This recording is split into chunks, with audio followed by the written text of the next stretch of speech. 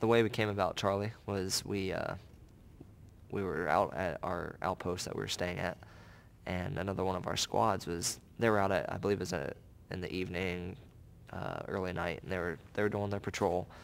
And I mean, there's dogs all over the place and puppies all over the place out in the street, and this little puppy started following them. And initially they kind of tried to brush him back, and he continued to follow them. And I mean, he was absolutely adorable. So they picked him up and brought him back, and I was actually sitting in on the desk at the time, and they left him up at the desk, and he looked pathetic. I mean, he was skinny, he just was dirty, he had fleas and ticks on him, and it was just a mess. And I took one look at him, and I was like, he's cute, but I really don't think he's gonna last more than a couple days. And they ended up giving him a bath, and actually I think they gave him like 3 or 4 baths to try to get all the filth and the insects off of him. And he was flea free from that point forward. And we had the little water out in a little dish for him to, whenever he'd wake up from his nap, he could drink that, and slowly got him used to the food from the MREs. And ever since then, he's just grown into a huge, well-fed dog, and he's just absolutely beautiful now.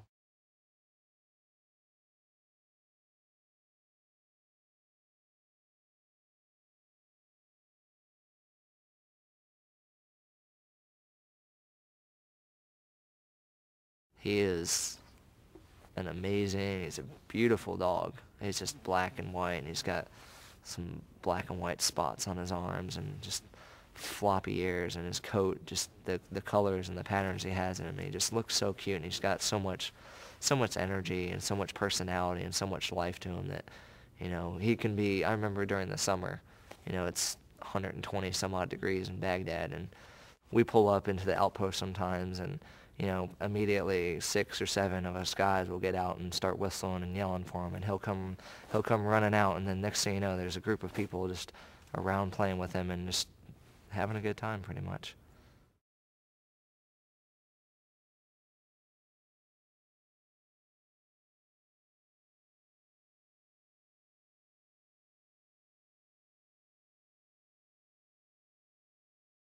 We're really coming towards the end of our deployment here, and there's a lot of things that have to come together and that have to happen in order to be able to get Charlie out of there. And his life is going to be in their hands, or they may very well kick him out to the street. And I mean, we've had him since he was a little puppy, so he doesn't know about trying to find food, or he doesn't have a pack that he's grown up in and has that for support. So he's really going to be on his own, and it's harsh out there.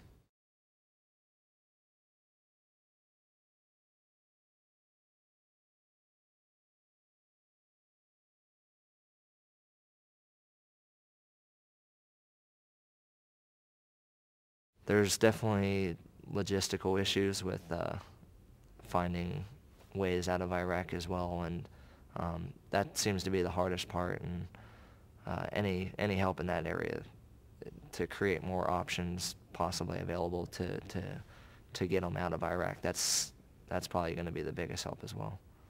There's trying to find, probably the biggest one is trying to find actual transport out of a war-torn country. I mean, that's going to be the biggest factor. He's got shots he has to get. There's waiting periods for those. Obviously, flights and connecting flights and everything once he's on his voyage back to the United States.